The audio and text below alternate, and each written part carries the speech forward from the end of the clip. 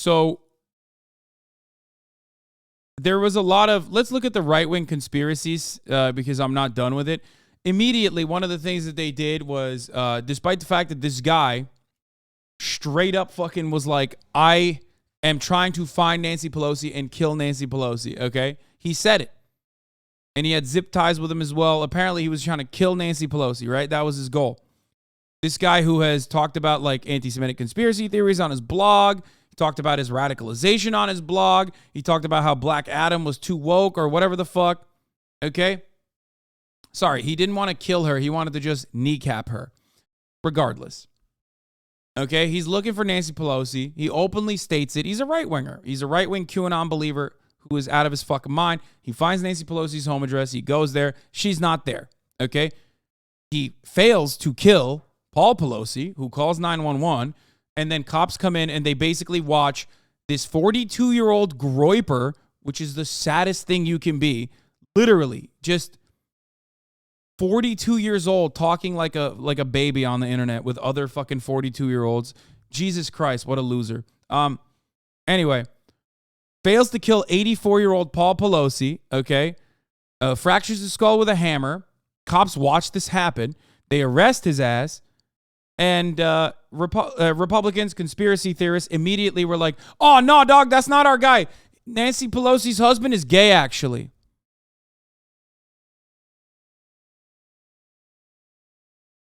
What? The guy basically fucking said everything. He openly stated what his motivation was. He has openly stated his radicalization journey. And it is wild. It is fucking wild that people are still like, nah, don't look at any of the stuff he wrote, actually. That's a psyop. He's actually gay. He was gay with Paul Pelosi. Wait, that's what they're saying? I thought the gay thing was just a joke? No, unironically, a fuckload of people looked at a situation that was super black and white, super clear-cut, you know? It's an open and shut case. The easiest one that you can arrive at.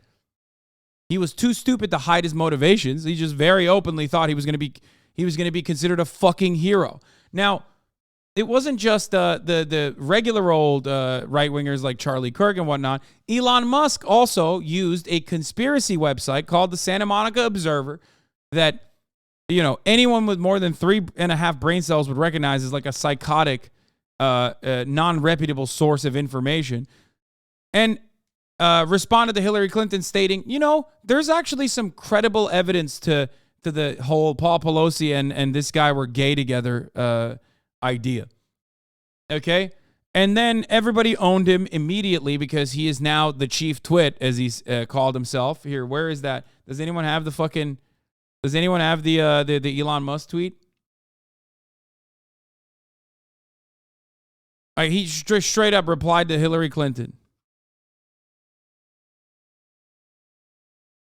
with it.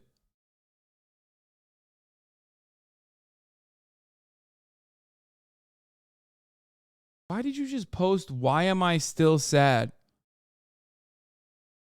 Why did you just send me that? I know he deleted it, but there's a screenshot of it. Okay, here it is. Here. 3 days into his purchase of Twitter, chief twit Elon Musk has already started promoting QAnon-level conspiracy theories. Today, he tried to blame the far-right assassination attempt on Nancy Pelosi and the assault of her husband on a secret gay lover. Here is Hillary Clinton saying the Republican Party and its mouthpieces now regularly spread hate and deranged conspiracy theories. It is shocking, but not surprising the violence is the result. As citizens, we must hold them accountable for their words and the actions that follow. Elon Musk goes, there's a tiny bit of possibility that there might be more to the story than meets the eye. The story is, this is the article. As SF's gay bars closed at 2 a.m., two gay men met in a bar and went home together. Happens all the time, except one of the two men was married to the House Speaker, Nancy Pelosi. I might disappear for telling you the truth. If you do, you'll all know why. If I do, you'll all know why. But here's what really happened this morning in San Francisco. This is the most Facebook article you could arrive at. And this dumb motherfucker who now controls the public town square, Twitter, bought it for $44 billion, literally posted it and kept it up for a while. Okay? And then he got owned, so he quietly deleted it. Then the New York Times wrote an article about it saying Elon Musk in a tweet shares link from site known to publish false news. Some of the news that site had published stated that Hillary Clinton actually died on 9/11. By the way, the website that Elon Musk posted under Hillary Clinton's Twitter is a website that was a Hillary Clinton truther that claims that Hillary Clinton has there's a replacement Hillary Clinton because Hillary Clinton had died on 9/11. At the 9/11 memorial. Remember? When she was like sick or had like a seizure or some shit?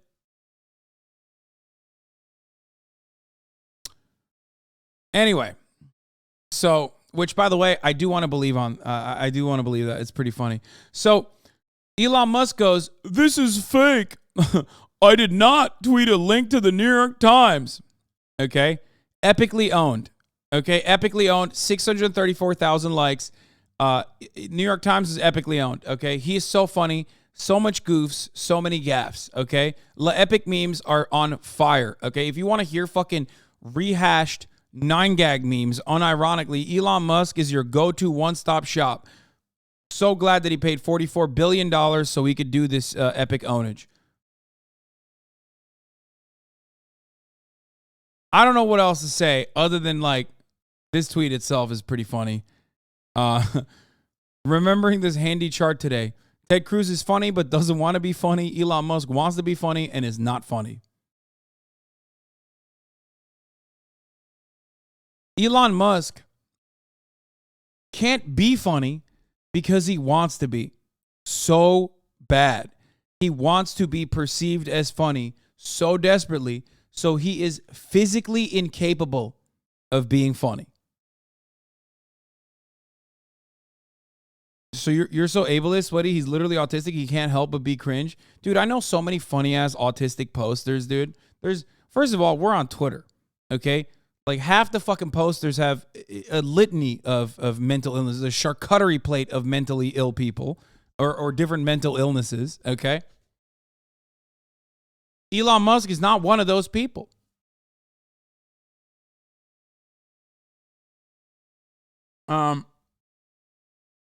But the problem is he can't even be like, he can't even be funny through observation. Like, we can't even observe him being funny because he's trying, like, he's hit the pocket, basically the fucking sweet spot, right?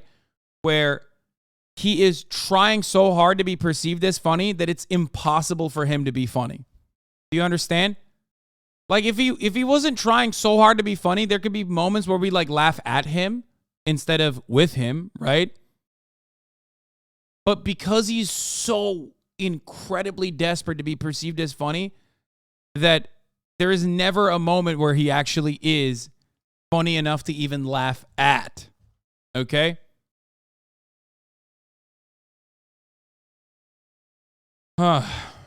Anyway, maybe if he was humping stools, but he can't even do that. Okay, so Elon's defenders are like, Elon is a genius and that's why he's wealthy. And also, Elon has a bad brain and you shouldn't make fun of him for not being funny. Yeah. So,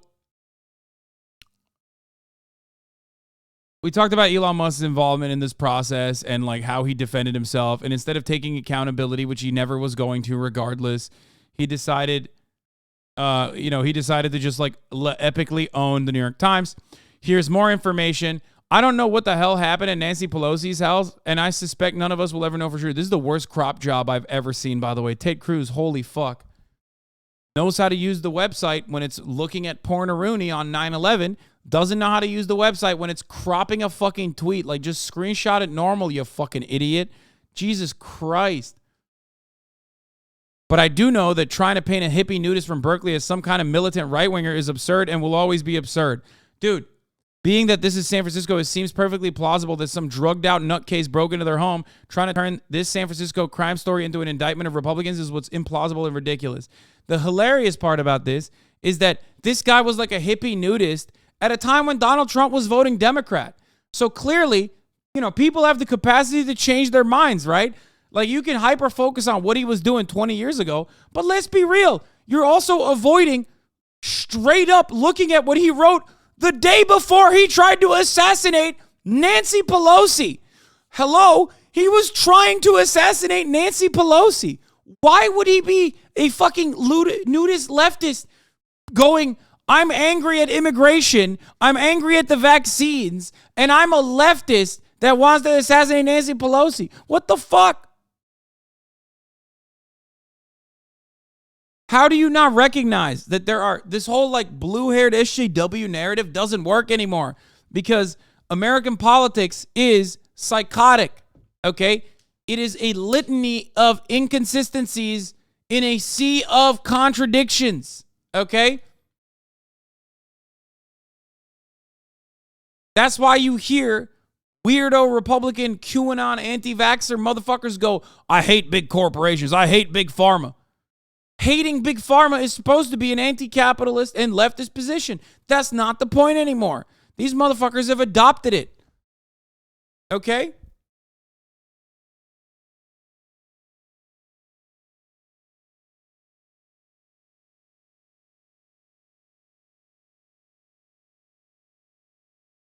They have co-opted anti-corporate sentiment into their weirdly right-wing and pro-deregulation attitude.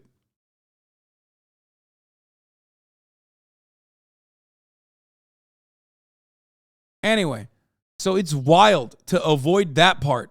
Like, it's wild to avoid him actually saying things in the moment. Like, motherfuckers could be like, I am casting my vote for Donald Trump in this mail-in ballot right now. And then after that, I am going to go and do a Republican assassination on Nancy Pelosi. And these dudes will still be like, no, hold on now. One time, he actually stopped someone from saying the N-word in 1987. Classic SJW, dog. Classic open and shut case. We got him, boys. We got him. That's a liberal, dude. And it's crazy. Like, at least Ben Shabibo isn't doing this, but instead doing the whole, like, it doesn't matter what his fucking point of view is politically. Leftists do political assassinations all the time, right? It's also insane that, like, Ted Cruz retweeted this. Like, that's crazy, dog. You're a sitting senator, you know? That's mind-boggling to me, okay? Democrats Anyway, instead of looking at Ben Shapiro's tweets, let's look at... are also fighting mad over Elon Musk. And so they are using this latest incident with Paul Pelosi as evidence that Elon Musk is an irresponsible and terrible person. So Elon Musk tweeted out a story suggesting strange details with regard to the Paul Pelosi attack. The Washington Post says Elon Musk and a wide range of right-wing personalities cobbled together misreporting innuendo and outright falsehoods to amplify misinformation about last week's violent assault on Paul Pelosi to their millions of online followers. A forum devoted to former White House advisor Stephen K. Bannon's right-wing radio show alerted its 78,000 subscribers to, quote, very strange new details on Paul Pelosi attack. Roger Stone, longtime political consigliere to former President Donald Trump, took to the fast-growing messaging app Telegram to call the assault an alleged attack, telling his followers a stench surrounding mainstream reporting about the Friday break-in that left Pelosi hospitalized with a skull fracture and other serious injuries existed. The skepticism didn't stay in the right-wing echo chamber. He wrote on Sunday morning, quote, there is a tiny possibility there might be more to this story than meets the eye. You best believe this was a Republican, they would immediately blame it on a leftist pipeline. Bro, Ben Shapiro multiple times has like talked about Barack Obama and his anti-cop rhetoric as like not the real reason, but like kind of the reason. If he wanted to say it, he would say it as to why like those fucking cops got murked in Dallas. Okay? Like, he always holds that, like, Barack Obama, who said that Black Lives Matter protesters in Ferguson were out of pocket and they were thugs. That president, okay, Barack Obama, was actually so anti-cop that he was telling, Black Lives Matter people to go out and shoot cops in Ben Shapiro's world. Nuts. He pointed his 112 million followers to a sensationalist account of the episode published by a site known for spreading right-wing misinformation before deleting the tweet several hours later. The rush to sow doubt about the assault on Pelosi's husband illustrates how aggressively influential figures on the right are seeking to dissuade the public from believing facts about the violence, seizing on the event to promote conspiracy theories and provoke distrust. Okay, so It is worth noting here that people should not be promoting stories that do not have proper backing to them. Obviously. That's why I opened the show by discussing all of the questions that people seem to have about the Paul Pelosi attack and talking about. One of the funniest things is like Ben Shapiro routinely comes across as like more reasonable than all these other fucking psychos because he knows how to operate the space well. He knows where to push and where to pull. So he'll routinely fucking concede when things go way too out of pocket. Now, he already has a bunch of other dogs that work under him to do the psychotic conspiracy shit, Matt Walsh being one of them. The fucking other dude that I debated that I can't remember the name of now. What is it? Michael, the fucking Italian one. Shit. Michael Knowles. Thank you. And then Clandis Owens, obviously. Like those are his mouthpieces that will push for more radical perspectives. But he can always stand comfortably afar at an arm's length to say, hey, I can tell you when things go too far. About what the police has said. And it seems to me that the police account is significantly more evidenced at this point than many of the theories about the attack on Paul Pelosi. We talked about the fact that people were worrying about the glass breaking outward. When you throw a hammer against plexiglass, it will tend to break outward, not inward in many cases. There are people who were suggesting there's a third person. How did a third person get there? Why were they admitting somebody? Where was this person trying to stop it? There was no third person. It was misreporting by CBS. By the way, Ben Shapiro is like actually currently addressing the fake news that's being promoted. Remember, but also that's Ben Shapiro's crony. Is Ben Shapiro's crony Matt Walsh going to be addressed here? No. He'll debunk the fucking obvious inaccuracies in the reporting. Did you address the 911 call? Wait, what? Address what? That he was like speaking in code because like he knew that there was someone in his house and he kept the fucking and he kept the phone going. What? CBS News. There was the 911 phone call and the dispatch operator telling the police what was happening and said that Paul Pelosi had said there's a guy here named David and he's a friend. And so people were interpreting that as, oh, he's a friend. Okay. No. He was literally speaking in code to make it seem as though he wasn't fucking to survive, which worked, by the way. And cops literally said that. Cops said that, thank God Mr. Pelosi was speaking in fucking code, and thank God the dispatcher immediately understood what was going on and actually sent a unit there.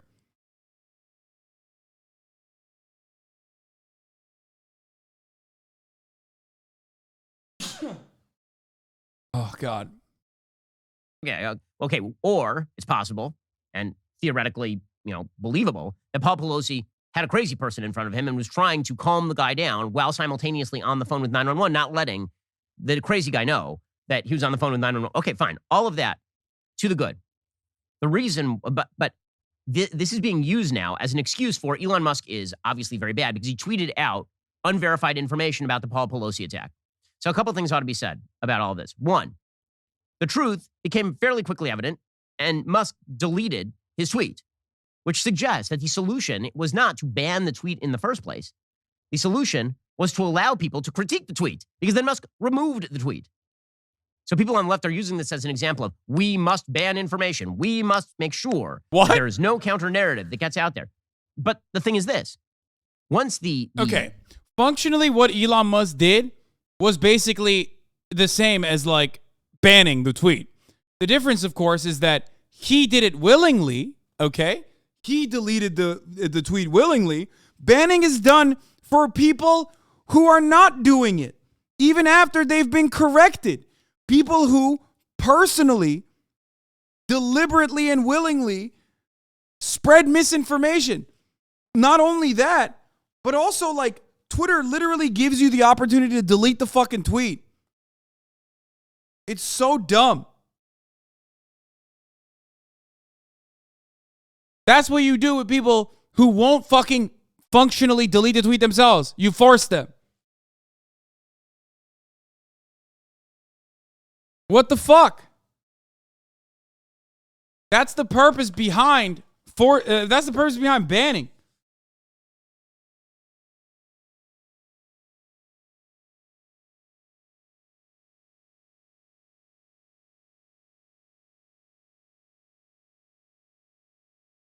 By the way, Elon literally did that because he wanted to, not get so fucking incredibly owned.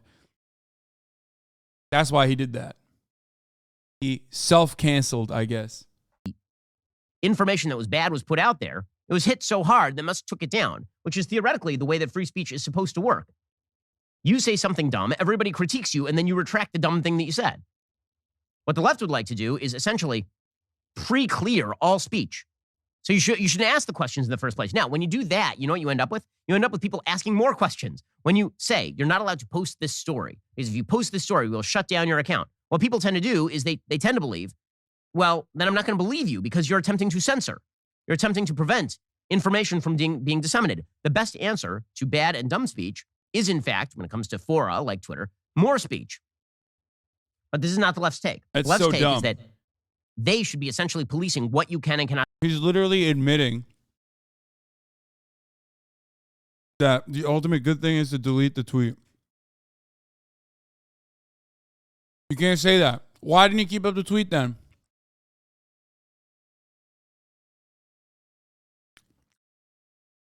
It's just speech.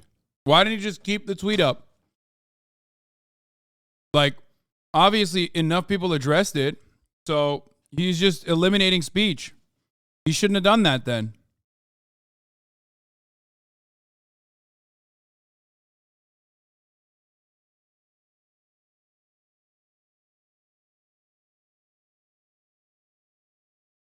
It's been addressed already. Not say. And here's the problem.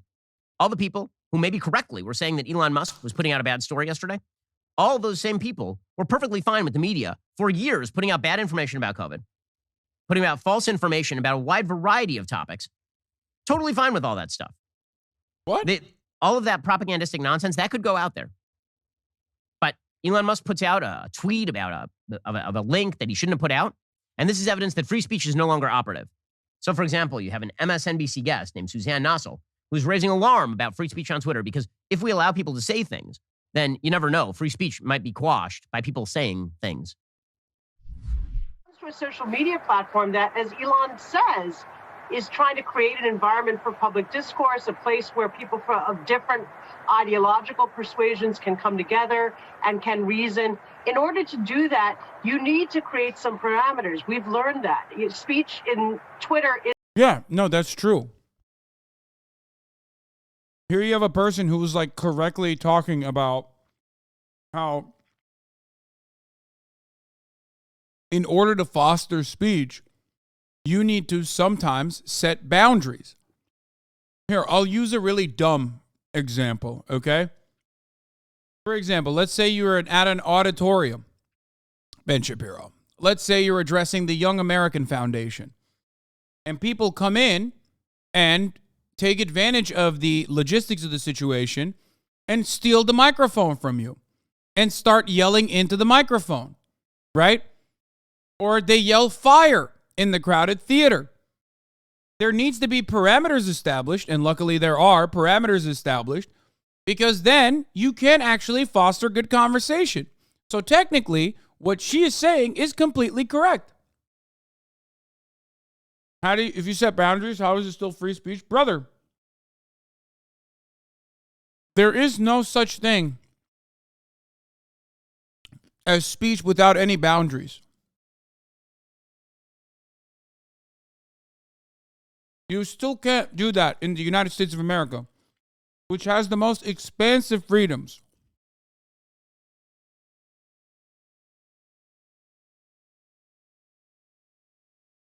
You can't do that.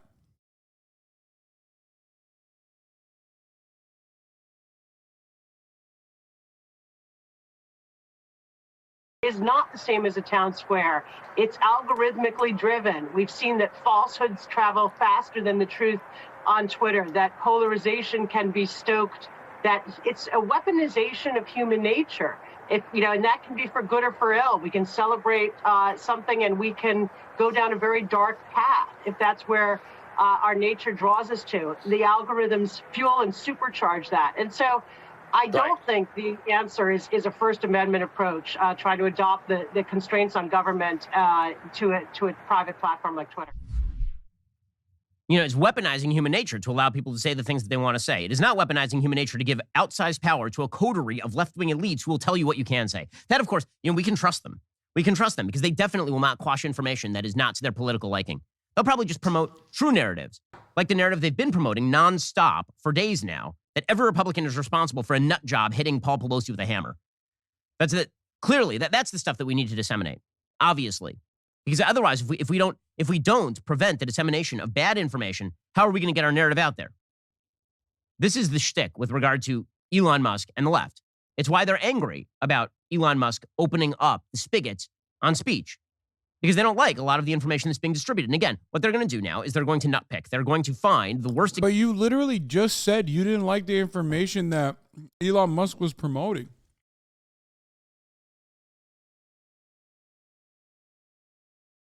I mean, he openly admitted it.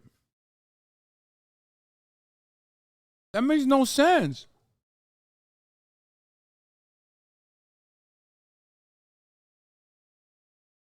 Not only did you say that it was good that Elon deleted the tweet because he was corrected,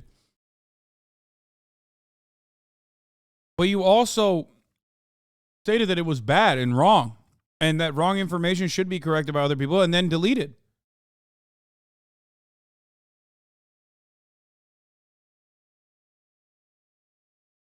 Examples of people distributing information that's not true on one side of the aisle, and then they're going to pretend that everything they see is sweetness and light, and all of the information they disseminate is absolutely true. By the way, they're also going to promote the narrative that they can call Elon Musk a unique threat to democracy. Elon Musk is an evil, retrograde robber baron. They can say whatever they want about him, and that's totally fine. But if you say Nancy Pelosi should not be Speaker of the House, somebody might go hit her husband with a hammer in his house. That's the way this works. You can say whatever you want about people on the right. You can suggest as the president has. It's crazy that he addressed some of the misinformation going around. But for some weird reason is stopping himself from mentioning why people are saying he's a right-wing guy. Like, I don't think people are saying, or some people are. I'm not one of those people. I'm not saying that, like, that dude isn't fucking crazy. But I'm certainly stating that right-wing conspiracies, unchecked right-wing conspiracies, is what led to the mental decline of this person, who then acted out on those desires. Okay? Someone radicalized that motherfucker. That someone was Ben Shapiro and Fox News and the internet. That's it. Many people get radicalized on the internet. Some get radicalized towards the top of the hour ad break, which comes at the top of every hour. Okay? And then you realize that the way to combat towards that, the way to combat against that top of the hour ad break is by subscribing for $5 or for free with a Twitch Prime by connecting your Amazon Prime account to your Twitch account, where you get one free Prime subscription a month.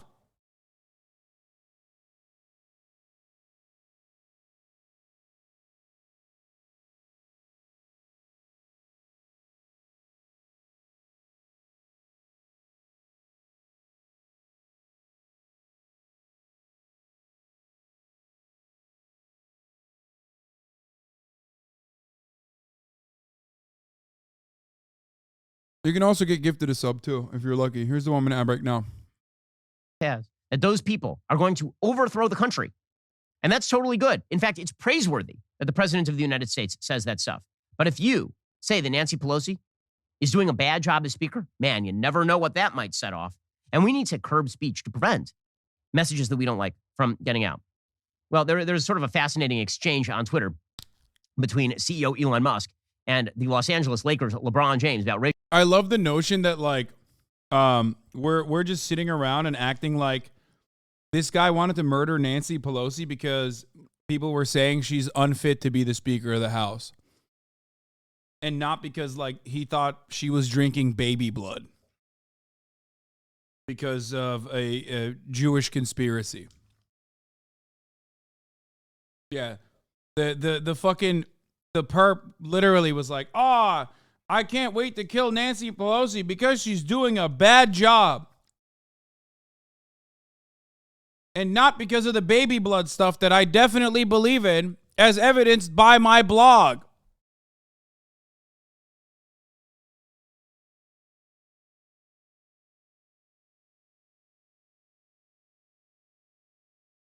racial slurs on the platform. So LeBron, who has in the past spread anti-Semitic nonsense of his own before retracting it, he was responding to a report in the Washington Post that claimed there had been a 500% increase in the use of the N-word on Twitter following Musk taking over. Several of the posts on 4chan encourage users to amplify derogatory slurs, the report said, suggesting the increase in the use of slurs may not have been completely organic, which the post did not mention. That's what the study said. The post did not say that. The post instead suggested that there were just a ton of people who had suddenly randomly started saying the N-word. James tweeted, I don't know Elon Musk, and to be honest, first of all,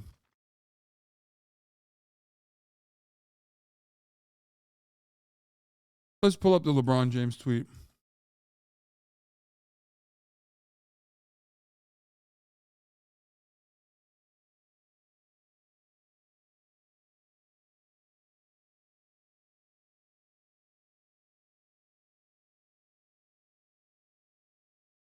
So LeBron James is pulling an article from yahoo.com. And the article's title quite literally says, use of N-word on Twitter jumped by almost 500% after Elon Musk takeover as trolls test limits on free speech, report says. So, like, the article title itself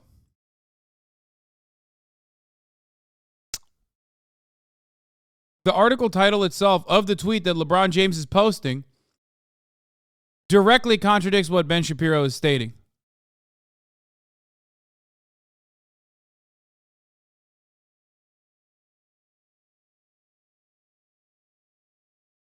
So I don't know why Ben is like acting like LeBron James is like spreading misinformation or something. I could care less about who owns Twitter, but I will say if this is true, I hope he and his people take this very, very seriously because this is scary AF. So many damn unfit people saying hate speech is free speech. Well, I mean, technically speaking, hate speech is indeed a form of free speech because, again, things I don't like don't necessarily fall into the category of hate. And even if we all agree that they are hateful, that does not mean that they are prosecutable or that they don't fall under the category of free speech. There you have it.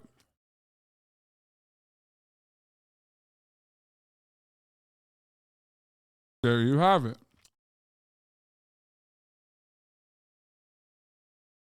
The classic defending hate speech and the double classic legality trumps morality in this conversation about changing legality. When someone says, hey man, hate speech should not be protected by free speech, you can't turn around and go, oh, well, technically hate speech is free speech and it's protected. Bitch, we know. The whole point of the conversation is not having that happen anymore. You can't just like literally say, well, it's currently the way it is. You need to back it up.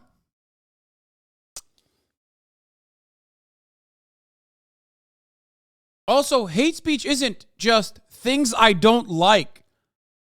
Okay? I don't like eating seafood.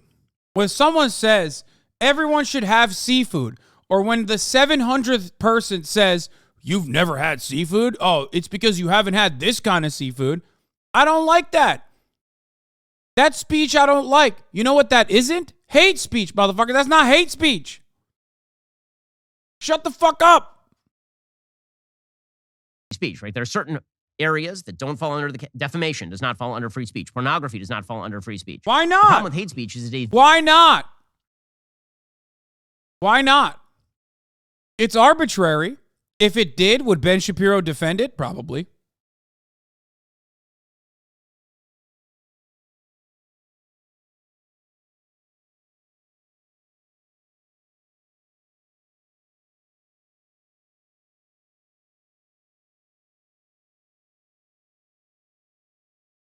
It almost feels like a lot of this is just shit we just made up. Because ultimately, that's what laws are. We get together in a perfect society and decide certain things. That's rules. That's laws. And they're subject to interpretation and they're subject to change.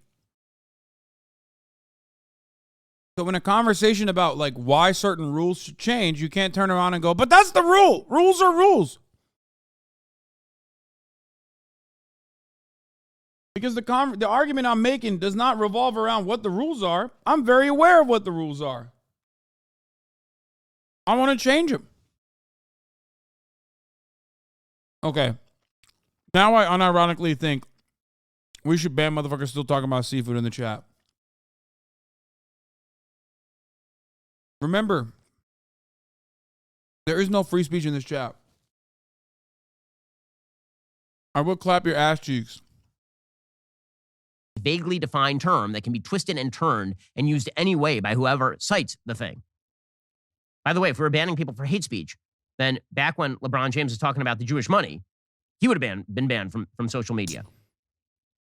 Musk responded to James's tweet with a statement from Yoel Roth, Twitter's head of safety and integrity, that said, nearly all of these accounts are inauthentic. We've taken action to ban the users involved in this trolling campaign. We're going to continue working to address this in the days to come to make Twitter safe and welcoming for everyone. But again, the media are going to amplify all of this because they are so all fired afraid that there might be a platform that they don't control the spigot of information to. They are terrified of all of that. It scares the living hell out of them. All right, guys. Yeah, LeBron James is like terrified of the spigot of information control. That's what he's operating off of. And isn't just like a black dude living in America who sees trolls pumping up white supremacy and is making a plea from his larger platform to hope that like white supremacy doesn't run rampant on the fucking website that he uses from time to time. So he's like, oh man, I really want the freedom of expression to be controlled by liberal elites. LeBron James. Oh my Lord. The rest of the show is continuing right now. We'll be getting into Elon Musk and his continuing Twitter takeover, the media attacks on Twitter, plus Democrats trying to shift their angle of attack on the midterms away from democracy and away from January 6th and more toward the economy. We'll get to that in just 1 second. If you're not a member, click the link.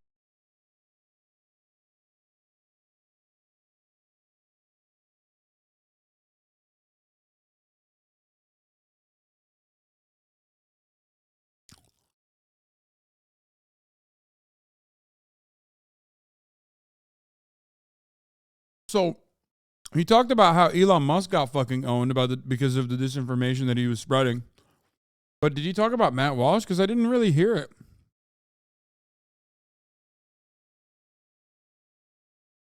But anyway, because so many people were just like going balls to the fucking wall, including Charlie Kirk. Let's watch Charlie Kirk's last statement. The FBI released the transcripts of the interrogation that they did with Daniel DePipe. Remember a couple of months ago you read a chatter saying they were going to cancel you with a hammer? Was it the same guy? Probably not. I mean, but they come from the same circles.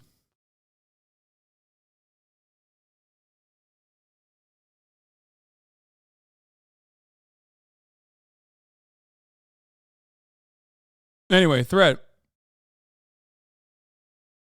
Like, they're the same kind of psycho, but doubtful that they're the same person.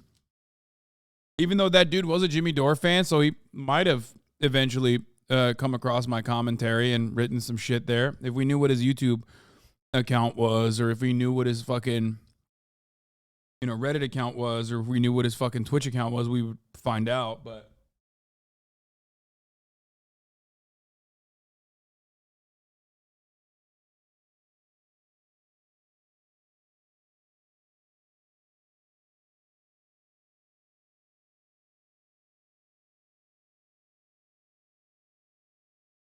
This is a summary of the interview.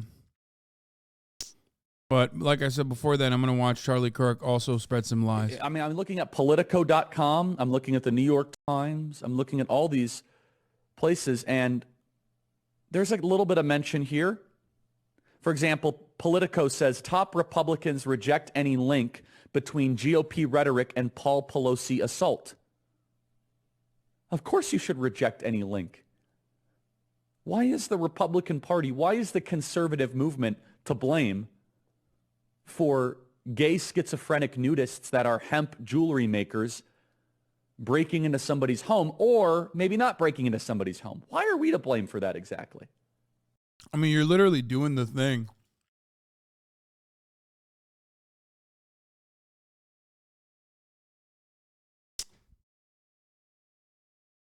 He's like doing the thing while he's laughing about it. You're to blame for it because you keep engaging in conspiracy theories.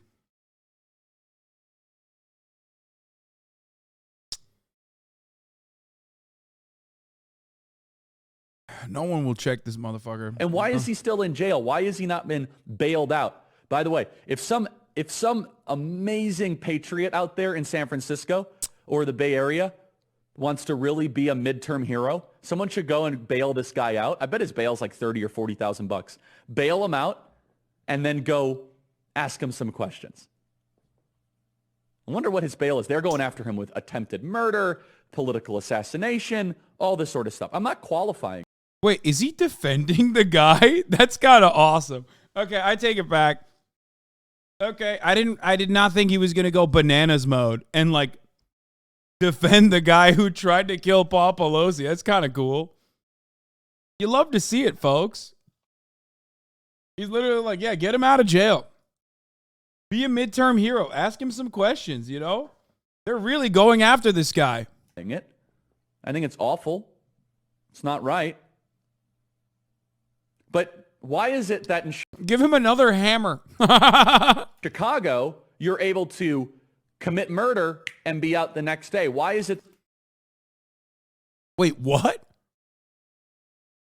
Bro, that's not a thing. What the fuck? Dude, this is where the insanity of the cities comes from, okay? Directly from his mouth.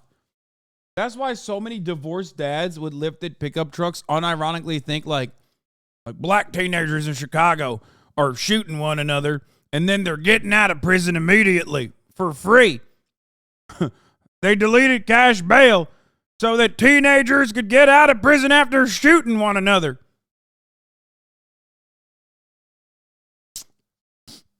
And they're being given guns by the corrections officers because the COs who are cops are offended. That's why we need to be better to the police. That you're able to trespass, second-degree murder, arson, threat of public official, cashless bail. This happens all over San Francisco, but if you go after the Pelosi's, oh, you're let out immediately.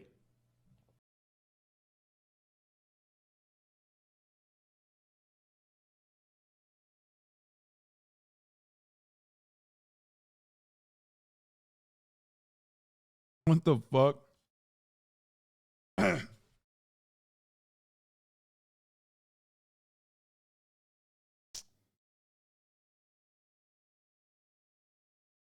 Oh, this was pretty funny.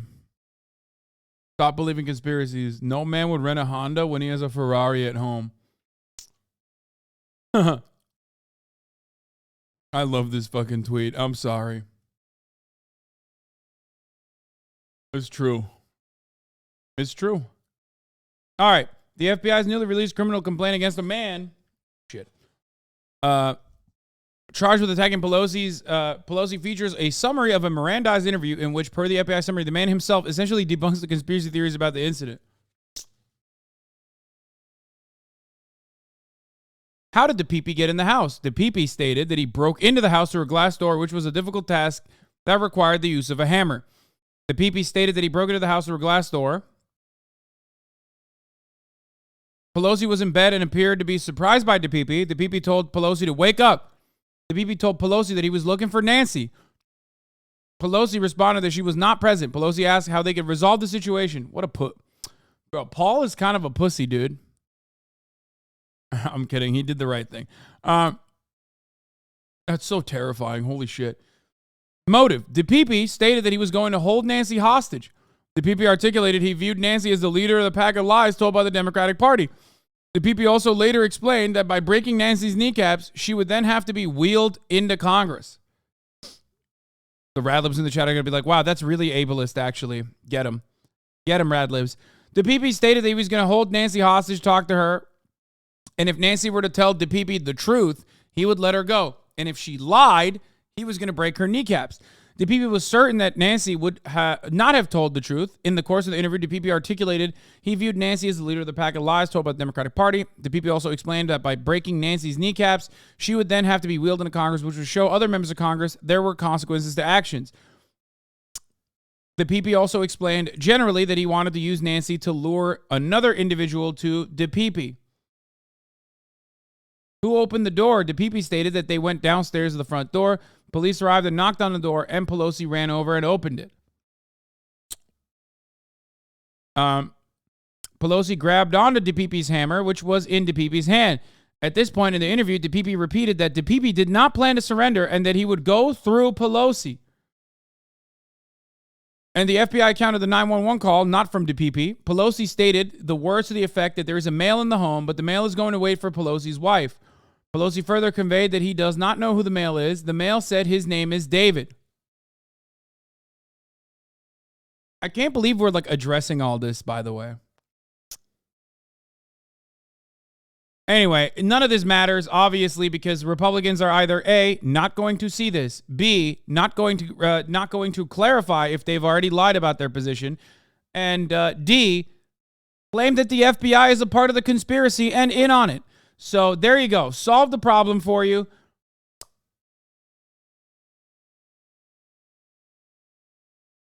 Doesn't matter. They're not motivated by a genuine interest in what the truth is about DePipe, okay? They're not. They're motivated by their anger and frustration and hatred for the Democratic Party.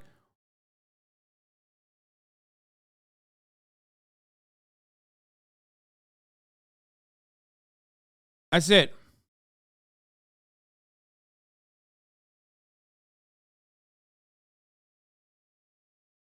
Here. But we're going to begin this hour with the latest on the shocking attack on Paul Pelosi. As you know, he's the husband of House Speaker Nancy Pelosi.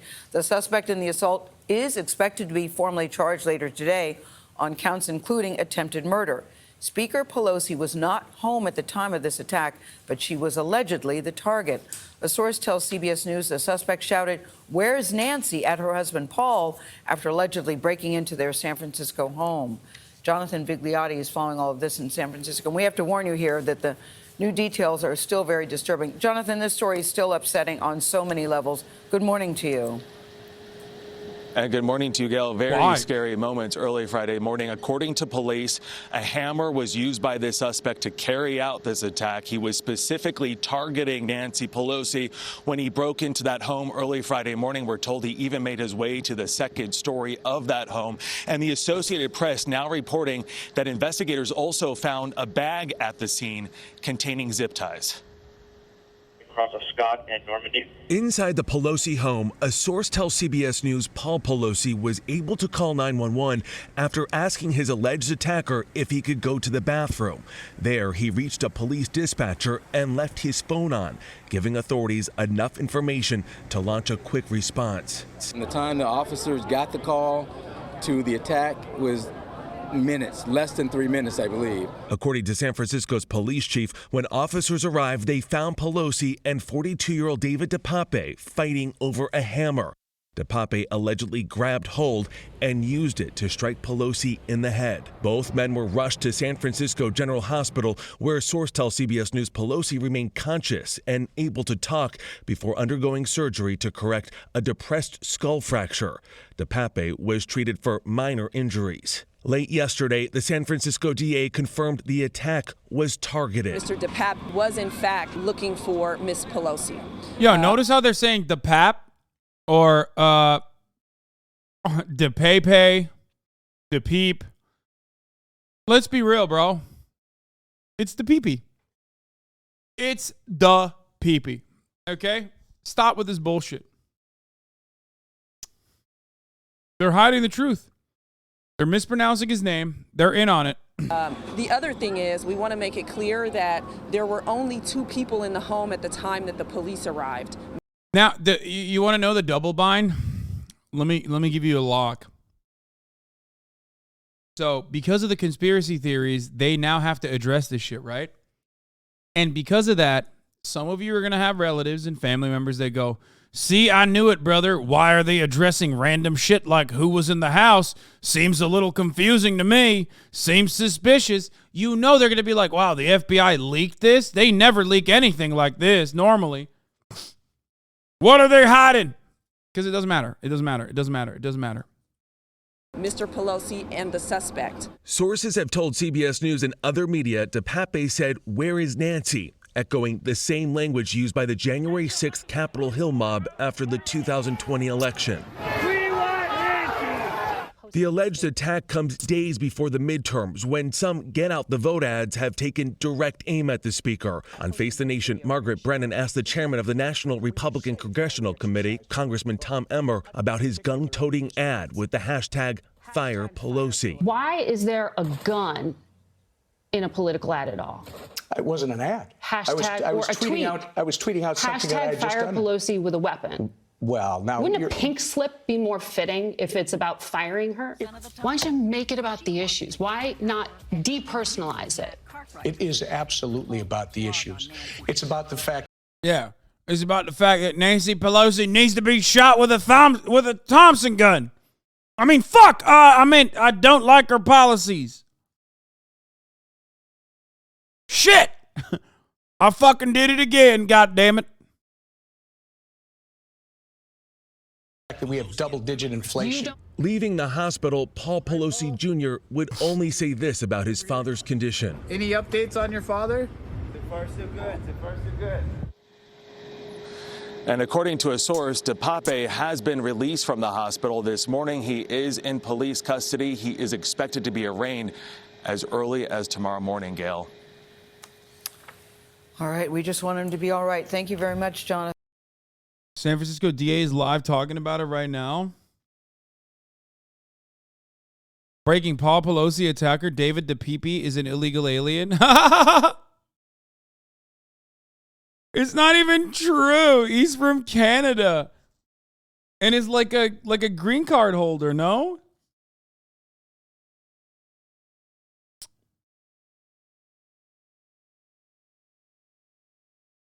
Illegal, brother. Here's a nice little Matthew Iglesias take. I think many business executives of conservative political views is a reality we are going to have to readjust to, recognizing that the Trump era sense that this might not be the case was the illusion. Need to discover class politics without being communists about it.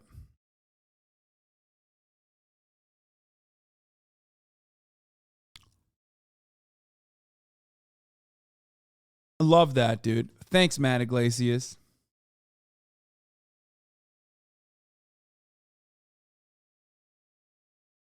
What? Somewhere a white person is planning